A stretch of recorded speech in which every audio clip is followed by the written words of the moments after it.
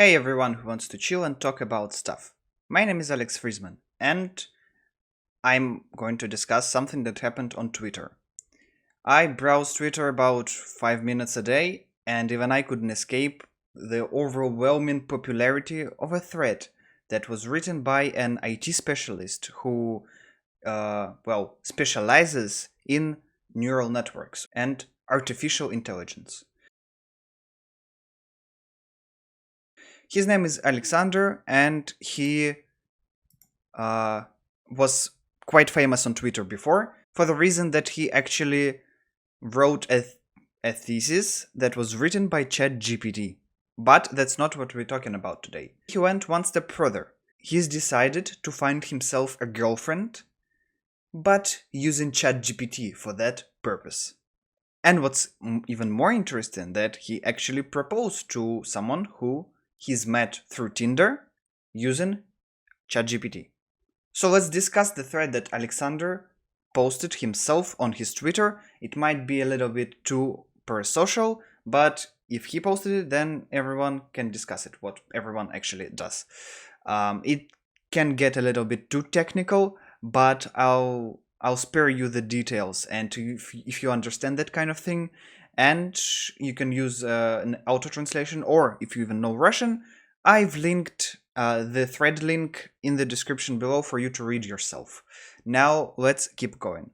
So he says, I proposed to a girl with whom ChatGPT had been communicating for me for a year. To do this, the neural network communicated with other 5,239 girls whom it eliminated as irrelevant and left just one.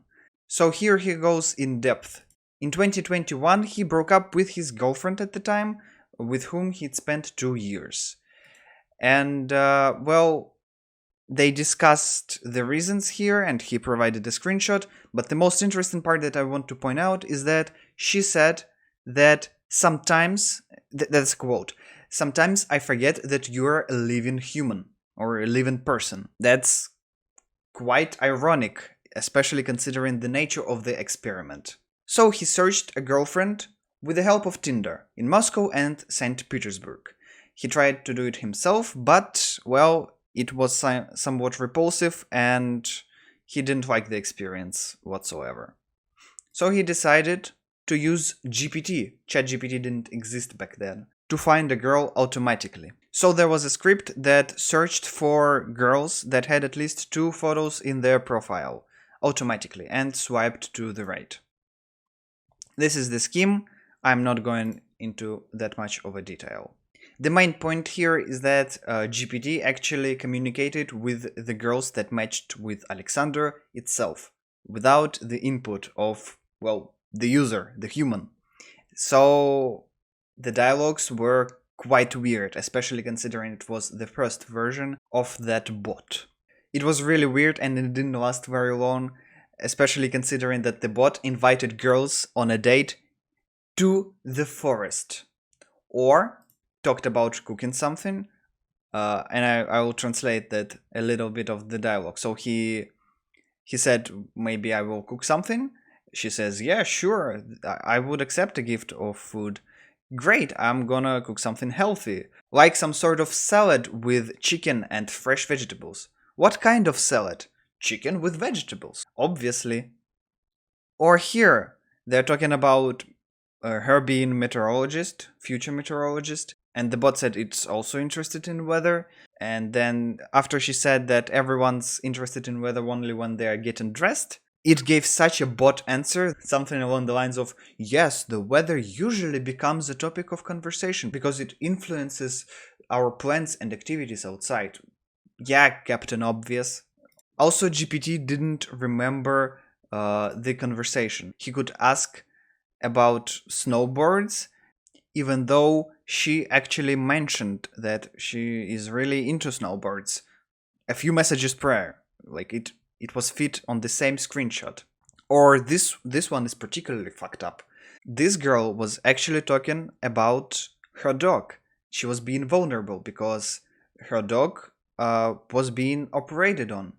And the bot asked, what kind of operation was it? And she said just one word, kidneys. So what did GPT do? Of course, he decided to state the term for kidneys from Wikipedia or something. Yeah, that's tone deaf to say the least. When ChatGPT came out, Alexander was able to construct a few basic questions so the bot would reply more like him instead of post and cringe.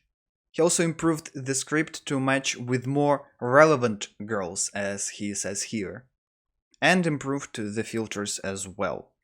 So these manipulations that are really technical, and I didn't go in depth at all, did bear its fruit because conversations were becoming more consistent, and some of them even went to another social media, which is Telegram. It's a messenger in Russia, it's very popular. Most of Russians actually use it in their daily lives. And of course, some of the girls went on dates with Alexander, not ChatGPT, Alexander actually, yeah. Before the date, he asked ChatGPT to provide a summary of his conversation. Yeah, I mean, I would prefer just reading with your eyes, but if you can use something much easier, then why not? Though, to be fair, as he mentions in this tweet, he did try to communicate without ChatGPT, but the conversations eventually stop. So, if it works, don't break it, I guess. So, let's keep going. I also forgot to mention that the first version of ChatGPT that communicated for him promised some stuff like 5 liters of compote. Google what is it? It's a drink. Or he actually set the date with a few girls at the same time, so naturally he stood up some of them when he didn't show. Here he goes a little bit more in depth about the first version of his bot and the second version of his bot that, well, did better at communicating. And of course, in order to find himself a relevant girlfriend, he used ChatGPT to calculate the compatibility, and sometimes it didn't fit, so he stopped communicating with some of them. He developed a Telegram bot to validate his replies, so he actually had more control over what the bot said to steer the conversation into the right direction, I assume, and to keep track of dates or something important that ChatGPT would miss. That's what I think, at least. So after several weeks of dates and all, he shortened his list of active chats just to 4 girls. Others were either muted, so ghosted completely, and others he just said, well, I'll be replying slower now, which is also a form of just politely saying, yeah, nothing's working out. Or just not politely, but ghosting them as well. As Alexander says here, I felt like a candidate for a dream job with several offers. And as a result, 3 of the girls that he chatted with were just good friends, and one of them was the one. So who was it? Her name is Karina. So, with Karina, everything has been going great. So, happy end? Well, not really, because he had to make the version 3 of the bot just to talk to Karina. Not to search for anyone else, but to talk to his current girlfriend without her knowing at the time, mind you. And of course, he steered the bot into the right direction. He accepted recommendations from ChatGPT of how to communicate with her. So one day, ChatGPT version 3 summarized the chat with Karina and recommended to marry her. Which is actually was just a bug because she was talking about someone else's marriage. But he still decided to go with it because he asked a separate ChatGPT to prepare a few scenarios of proposal. So one of the versions was Disneyland proposal during fireworks, the second one was a casino proposal, and the third one was a ferry proposal. Here in the ferry proposal, ChatGPT suggests dramatically talking about how it's time to change his role in her life. So here is actually the video that he filmed during this. So how about we just watch a few snippets of it, right? And I'll live translate it for you. I'm a no from you. I'm shocked. And honestly, you know, if you think about it, well, honestly, like if you put in the bulb, Karina, we have to break up. Look at the hard drop, visibly. She's like, what the fuck? Well, if it's the case, then I'm taking all the black chocolate with me. You can keep the milk chocolate. Do you really think so? Yeah.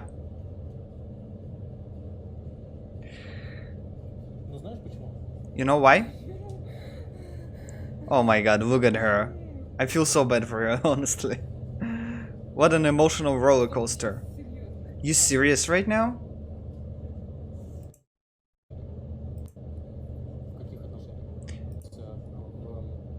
So, what kind of relationship do we have? We boyfriend and girlfriend, right? Do you enjoy it? Do you like it? Well, she said yes, and then he said, me too. And she's like breathing the sign of relief, visibly. He's saying, but still. He's saying you can't find anyone as stunning as her. And then he says, we still need to break up. But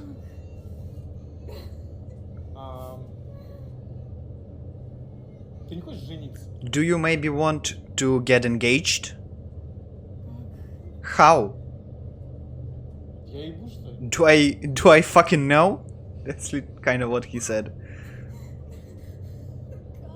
How? How? How? Well, consider it a proposal. Here's my hand and my heart. Where's the ring? We'll make it right now. So he puts out of his pocket some kind of, I don't even know what that is. What the fuck is that? Are you serious right now?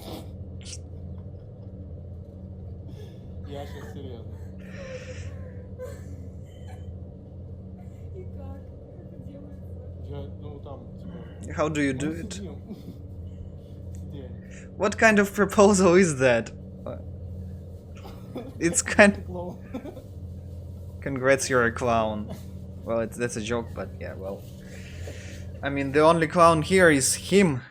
So yeah, then that nothing much happened after that. Well, you see, the main point here is that ChatGPT suggested for him to mysteriously and vaguely say it's time to change his role in her life. So he puts it another way and says first that they've got to break up. And then he says, we actually, well, yeah, will you marry me? It's called the emotional roller coaster. The video itself is so cringe and I feel so bad for her. And I guess wedding is coming. Yay, good for him. But this begs the question, is it morally correct thing to do? They've given no consent over who they're talking to. They didn't know. Some of the girls were stood up or ghosted. That feels like shit. You, after that, might feel like shit. He didn't see any problem about that. Now, technically, from the technical standpoint, it's actually insane. It seems like the artificial intelligence has never been that close to passing the Turing test. Maybe not. Maybe I'm exaggerating. And if you say kidneys, it all falls apart. unless ChatGPT is being supervised, like it was in the later versions. But like I said, it begs the question of morality, and for me, I don't think that's right. Something doesn't sit right with me. It's just so weird. And borderline psychotic, even. I mean, good for him that it worked out. But for many other people, in the replies, in the separate tweets that I saw,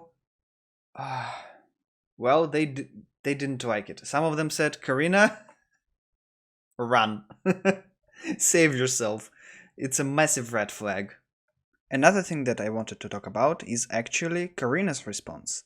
And I've recorded this bit back when I was recording the main video, but I've realized that I didn't use the full article, so here I am fixing this bit and I'm gonna read the full response in the form of monologue that was published by internet media takiedela.ru.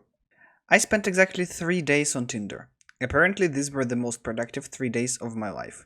It was a pleasure for me to chat with Sasha, it's short for Alexander. We shared with each other our plans and activities for the day. I understood how he lived and what he did. I paid attention to the stories he shared. The manner of communication is not always the most important thing about a person. Sasha told me in advance that he would publish our story on social media. I was like, okay, cool, go ahead. Therefore, this wasn't news for me as many people thought.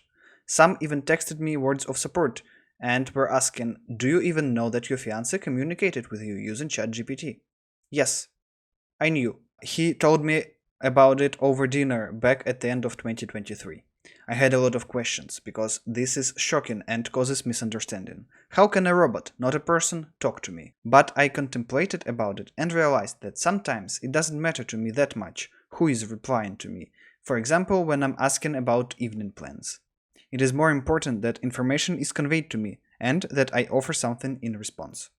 I am for saving time as much as possible. I even like that you can sometimes be replaced by an AI. At the same time, personal communication is very important to me. No one can replace a real person in that, so I had no complaints about Sasha. I communicate with him personally, live with him, and have no doubt about how alive he is, and that's him who is talking to me. Perhaps after a while, when I already found out what was going on, some statements from our texting I did find unnatural for Sasha. For example, he didn't use any sweet talk in communication, but the bot did. I've told my friends about the wedding before Sasha published our story on social media.